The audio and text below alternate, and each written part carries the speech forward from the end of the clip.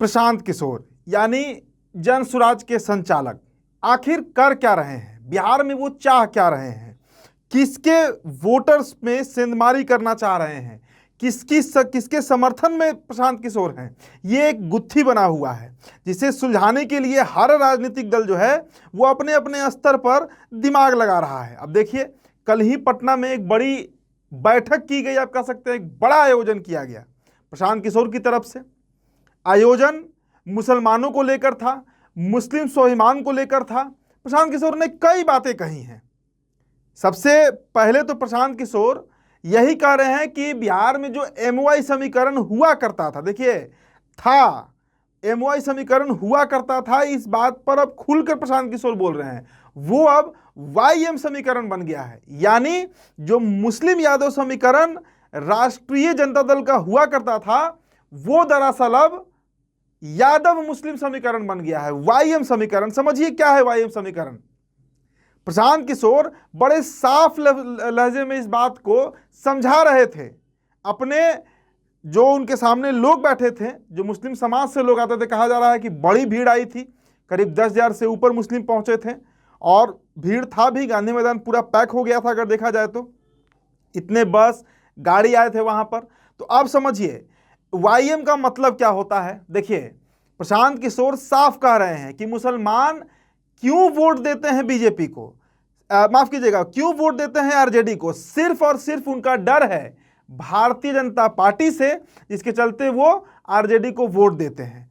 अब वाईएम समझिए, जब पार्टी की स्थापना हुई थी 1997 के 5 जुलाई को, तो उस समय एमओआई समीकरण बना था, मतलब मुसलमान का प्रतिनिधित्व अधिक था और यादव का प्रतिनिधित्व उनसे कम था। क्योंकि आबादी भी ज्यादा है, अब तो जातीय जनगणना भी हो गई है, 17% के आसपास मुसलमान बताए गए हैं और 14% यादव हैं, लेकिन अब वो वाईएम हो चुका है। मतलब आज स्थितियां ऐसी बन गई हैं कि जहां यादव प्रत्याशी खड़ा होता है वहां पर मुसलमान वोट दे देता है, लेकिन अगर कोई मुस्लिम प्रत्याशी खड़ा है तो वहां पर यादव जो है वो हिंदू मुस्लिम के नाम पर कम्युनल लाइन पर वो वोट दे देता है बीजेपी को। और इस लोकसभा में ये बात साबित भी हुआ। देखिए, ये बात प्रशांत किशोर गलत नहीं कह रहे हैं, हम इसलिए कह रहे हैं कि मिथिलांचल का इलाका पकड़ लीजिए, सीमांचल का इलाका पकड़ लीजिए, आप खगड़िया लोकसभा पकड़ लीजिए, आप अररिया लोकसभा पकड़ लीजिए, वहां पर अगर बीजेपी जीत रही है तो इसका सबसे बड़ा कारण है कि वहां के जो यादव मतदाता है, अब मधेपुरा देख लीजिए, वहां पर भी देवेंद्र यादव जीत गए हैं, जेडीयू के प्रत्याशी। कैसे जीत गए?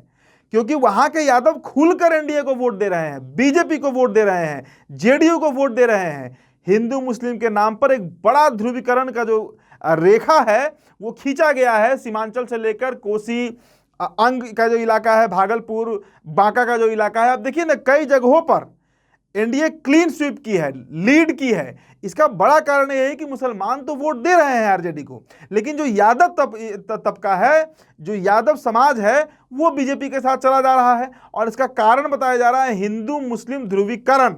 जी हाँ, और यही बात, इसी बात पर टिप्पणी जो है वो प्रशांत किशोर कर रहे हैं कि आखिर मुसलमान अपना प्रतिनिधित्व कब तय करेगा, कब मुस्लिम समाज ये समझेगा कि उनकी आबादी आज यादवों से ज्यादा है और किसी एक पार्टी के पीछे चलकर पिछलग्गू बनकर उनका कल्याण, उनके बच्चों का कल्याण कभी नहीं हो सकता है। ये बातें प्रशांत किशोर कहने लगे हैं और धीरे धीरे इसका असर जो है वो मुस्लिम समाज पर हो भी रहा है कि हम तो वोट दे रहे हैं आरजेडी को, लेकिन बदले में हमारा प्रतिनिधित्व कहाँ है।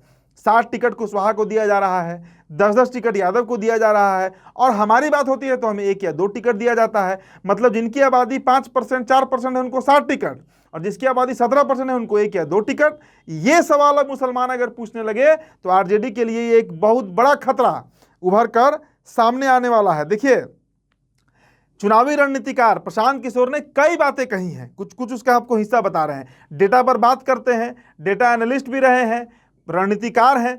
अब प्रशांत किशोर कह रहे हैं कि बिहार में जो मुसलमानों की आबादी है उसके अनुसार इनके 40 विधायक होने चाहिए, आबादी के अनुसार इनके 1650 सरपंच होने चाहिए और मुखिया होने चाहिए।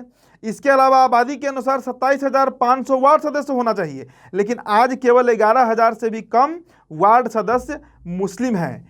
और इसका सबसे बड़ा कारण है, और विधायक आप देखिए ना, 40 होना चाहिए। इनका जो टोटल पॉपुलेशन है एज वोटर, उसके मापदंड से 40 विधायक होने चाहिए। कितने विधायक हैं आज बिहार में? आज कितने विधायक हैं बिहार में मुस्लिम समाज के, आप गिन लीजिए, 7 या 8 आंकड़ा निकलेगा मुश्किल से।